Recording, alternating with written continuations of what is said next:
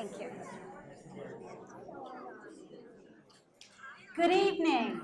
I am Stacy Goldring, founder of Searching for Identity. This evening, we will explore anti-Semitism from a historical and academic perspective. We will survey its history. We will understand the etymology of the word itself. And we will learn about the Price Library's role in regards to the curation and custodianship of anti-Semitic documents, books, and propaganda that you see in front of us this evening. Ladies and gentlemen, in today's world, like you, I am seriously disturbed by the overt rise of anti-Semitism and the erosion of civil discourse. Clearly, the recent anti-Semitic acts and response from the faculty at Creekside High School stand as our community's own most recent examples. As we delve into our topic, we are so very sorry that Dr. Codlin Roth will be unable to join us this evening, but we are grateful for her input into tonight's slideshow. I know, at least, that we are in brilliantly good hands with Dr. Rebecca Jefferson, head of the Price Library of Judaica since 2010 and an affiliate faculty member of UF Center for Jewish Studies.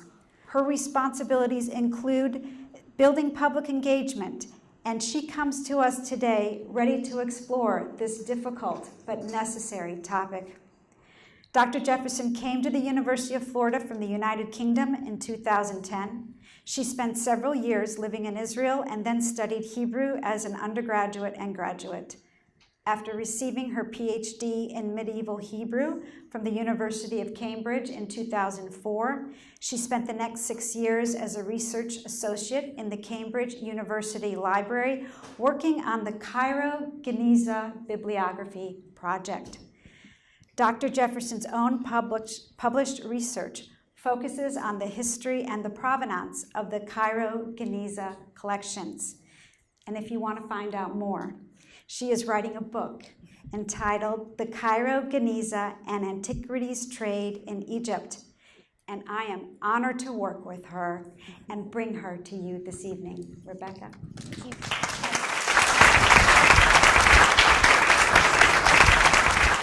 So tonight we're going to have a look at what our Judaica Library collects and why, a showcase of some of the library materials that we own that tie into the history and provide a lens into the history of anti-Semitism and the origins of hate. And then we'll show you how these resources provide important insights into modern perceptions of anti-Semitism. So we're going to be looking through the lens of the Price Library at this history of anti-Semitism, the origins of hate, and to try and understand a little bit more where this comes from, where it stems from, and what the Price Library can offer in terms of teaching about it. You can see this image before you is an image taken from an exhibition that was called The Eternal Jew, and it was an exhibition put on by the Nazis featuring degenerative Jewish art and propaganda about Jews. And the exhibit you can see before you is an exhibit of the Jewish nose. The title, The Eternal Jew, refers to the motif of the wandering Jew. The wandering Jew was a myth that was disseminated in the Middle Ages, and it was based on a false idea that there was a Jew who followed Jesus to the crucifixion and mocked him on the way. And as punishment, the Jews were damned to roam the earth forevermore, the wandering Jew. So I have to tell you, a little bit of a disclaimer here. I am not an expert in the history of anti-Semitism, and I also have to make a confession that I could have been. So when I was studying Jewish studies as an undergraduate, I had a wonderful opportunity to study with the leader, the leading historian of anti-Semitism, Robert Wistrich, and if you get a chance to have him here, you would have a marvelous talk.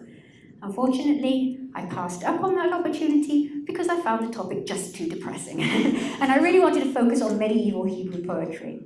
But what I can offer you is my knowledge through that process, because in studying medieval Hebrew poetry, I also had to learn about the medieval milieu.